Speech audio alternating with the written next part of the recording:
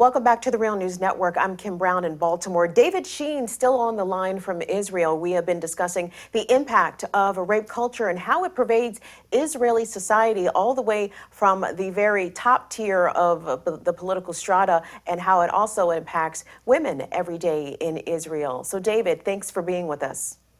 Thank you for having me. So, talk to us about what has been the response from women in Israeli society. What about feminist organizations in Israel, such as the ones promoting the use of the term culture of rape?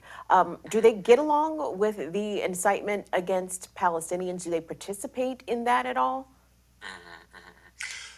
Well, I should say that the feminist organizations in Israel, including one of the representatives of the Rape Crisis Center who was present at that very Knesset session that I spoke of earlier, and I wrote about in the article, they unequivocally say the problem is not Palestinians. The problem is throughout society, Jewish, Arab,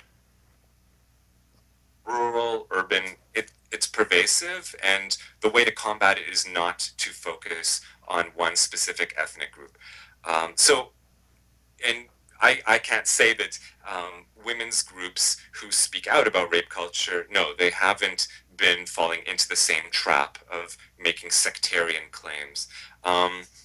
We see in response that there are protests, that in recent years, on occasion, you have feminist groups going out into the streets and protesting against rape culture. For example, we saw this most recently when the president of Israel, or former president Moshe Katsav, who was sentenced to jail for a number of years for sex assaults against several women, including rape, he was let off early, even though throughout the entire trial and since then, and since his incarceration, he's been very, attacking the women who accused him and not crimes. But regardless, he has received, his sentence has been curtailed by a third. So when last month he was released from jail, we saw protests like this. The very same day he's released from jail, yet someone who had killed their rapist was sentenced to 20 years in jail and will receive no reduction in their sentence. So on that day, yes, we had women come out into the streets and protest.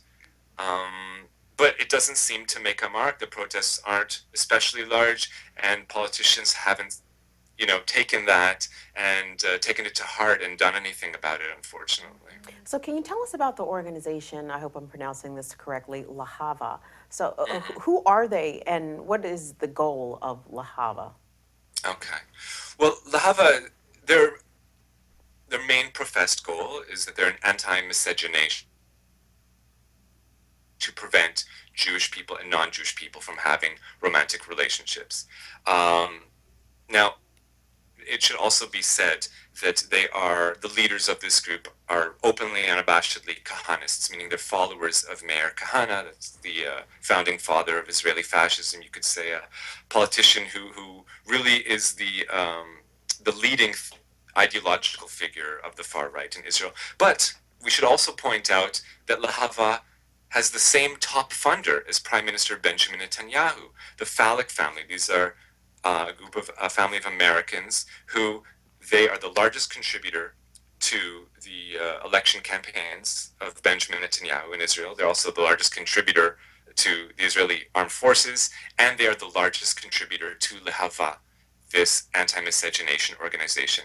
And this group, first of all, it should also point out they have some side issues too. They also attack Christians. They're also anti-Christian. They try to repel any instance of Christianity. If there's a Christian choir singing in Jerusalem, they will protest them and try to banish them from the public sphere. So they're also really trying to push ascension to the Temple Mount to conquer the Al-Aqsa Mosque in Jerusalem. But their main focus is anti-miscegenation. And to do that, what they do is they'll patrol, especially Jerusalem, where they've been very successful, Thursday nights, Saturday nights especially, and they'll walk around and they'll, let's say, walk up to a Palestinian person and they'll say, hey, you got the time? Do you know what time it is? Do you got what? And the person, not thinking anything of it, will just say, sure, it's so and so the time. And as soon as he answers them, the time is so and so, but it can be heard that he has an Arabic accent when he's speaking in Hebrew, then that tells them, this person is a Palestinian. And so once they know that, then they attack them, physically attack them. And the idea is to banish all non-Jewish Palestinian people from the Jerusalem area with the ostensive objective of so that Palestinians and Jews won't socialize, because downtown Jerusalem, of course, Thursday night, Saturday night, these are nights when people are out in the street, walking in public areas, and like I said, there's so much going against it. There's so few opportunities for Jews and non-Jews to actually socialize and meet. But even those few opportunities drive them mad, and to the point that they will, police people's social behavior, and to the point where they will physically attack Palestinian people, so that when they decide, when they're sitting at home on a Thursday night or a Saturday night, they're like, you know what? I feel like going out tonight, but I don't feel like getting my head kicked in. And in that way, they do that enough to the point where we see Jerusalem is eventually and slowly being ethnically cleansed of Palestinian people. I mean, David, I mean, I have to ask this question. I mean, we talk about Sure. ethnic cleansing, and we talk about, these campaigns to push for Jewish purity and anti-miscegenation groups that have connections to the prime minister and to the Israeli army. I mean, how is this different from what the Nazis did in Germany and in Eastern Europe with the Holocaust and this push for Aryan purity? I mean, the irony can't be lost on the Jewish people of Israel in these policies. Yeah. Look, there are people in Jewish Israeli society who've been screaming about this, yelling about this at the top of their lungs for years and years and years, but no one ever listens. They never get play. And of course, they are attacked. But here's the most, classic example. Just 7 months ago, one of the top generals in the Israeli army, Yael Golan, it was on Holocaust Remembrance Day that's celebrated on 2 different days, but on the one in which it's celebrated in Israel, on Yom HaShoah, he said that when he looks around and he sees Israeli society looking more and more and more like Germany in the 1930s, not in the late 30s or in 1940s when there was actual genocide being perpetrated, but certainly in the run-up to that time, because those policies of genocide did not spring up, just magically out of nowhere.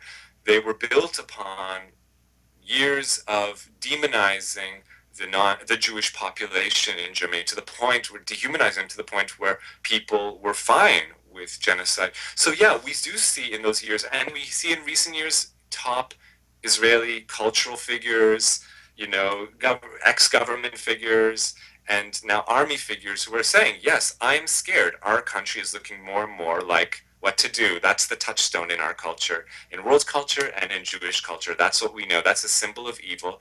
And our society is exhibiting more and more and more of these racist manifestations. We're horrified by it. The problem is that no one is really listening, because there is a lot of reasons for people to adopt brand Israel, to want to believe that Israel is good. Well, if you want to believe that, if you want to do good for Jewish people, just believing that Israel is good doesn't cut it, because what you're doing is essentially you are silencing voices of dissent. You're silencing voices that are speaking out about the problems of society. These problems aren't getting any better. We're talking about them in Hebrew, but sadly, no matter how much we speak, it gets worse and worse and worse every year. The scariest part is the youth are getting more racist than their parents. So when we speak out in English, instead of having our voices augmented, we're essentially said that we're anti-Semites. We're as people here are trying to improve their society, trying to point out the problems so we can improve. But instead, we have people silencing it and mainstream media just, pushing it off the pages. Well, I don't think that's any way to show love to Jewish people, to condemn them to a society in which racism flourishes and gets worse from year to year. Of course, if you really care about Jewish people and Palestinian people and African people and others, you will speak out and you will augment the critical voices who are pointing out the problems in society so they can be improved. But I don't see that happening today or tomorrow, and with the Trump administration, it's hard to imagine that that's going to happen anytime soon. Perhaps what we'll see is people realizing, oh yeah, that's what y'all have been talking about all these years in Israel, warning us about what society looks like when a ostensibly democratic society starts going off the rails. There were problems throughout from the very, very beginning, but Israel's dispossession of Palestinian people from even before 48, but in recent years, we just see it going off the rails. And I guess y'all in America are getting a little bit of a taste of that now with your pussy-grabbing in chief president, and just a sense of what we're living under here. I wouldn't wish it on anyone. And I know now you got to spend your time focusing on how to fix your society, but maybe take some words of advice. Don't wait till it gets worse. It's a problem, and you need to speak out about it. I think that's an excellent place to leave that. We've been speaking with David Sheen. David is an independent journalist and filmmaker, originally from Toronto, now living and reporting from Dimona, Israel. You should check out his work in a variety of publications, but his most recent piece appears in Electronic Intifada. David, we appreciate your time and your extensive reporting on all these different complex issues that are impacting Israeli society. We really appreciate it. Thank you so much for having me. And thank you for watching the Real News Network.